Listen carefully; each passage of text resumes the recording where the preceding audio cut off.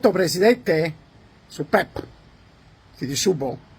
Senti, allora sei solo tu o ci sono orecchie indiscrete? Che allora l'ambiente non è buono. Allora, t'hai vista mo per televisione. Sei lì, non t'hai mai vista così sussolata, sei messa proprio sotto. Hai capito che ha detto sei?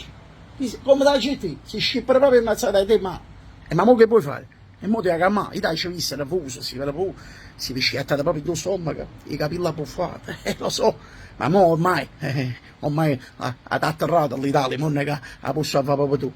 No, non è che ce l'ha dato poco. Vabbè, non ti voglio mettere i pensieri in testa, Seccio. Allora, detto tra me e te, dice a frate da Pep, secondo te chi ha ragione, chi ha torto?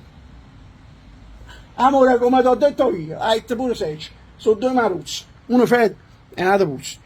Verità Seccio, lo che sai chi ne maruzzo, tu dici fa proprio il zuppe cozzica, ma hai capito anche tiene, questa è sfabbricatura, ma Sabini, Conte, Mellone, Drago, con tutti i Drago Ball, Maroli, Mario. E lo so che tu mi ci capite, a dire l'Italia che figurati, ma l'ultimo pensiero, il problema tuo è che già perdessi una caparra da casa quando te ne andassi che di stemmazione, già si pensano di fare la posta, a giocare Boscia, in ruota tutti i paccamizi, da caparra la signora della casa fuori Roma, si mette tu Sanzari Palazzo Chish, bella e buona, me ne traga a casa, il presidente può tornare un'altra volta, ma potevo dicere prima, sono usciamo e mo i pezzi pure la caparra da casa umana. Vabbè, però pure tu sei, cioè, prima è fitta una casa, ti potessi informare sulle cose che succedono, E mo come fai, Madonna, mi chiedi affittato in un mese a Calabria. E allora, chiama Drago, dice Drago, mo me ne fotte proprio, almeno la caparra da casa umana me la devi restituire.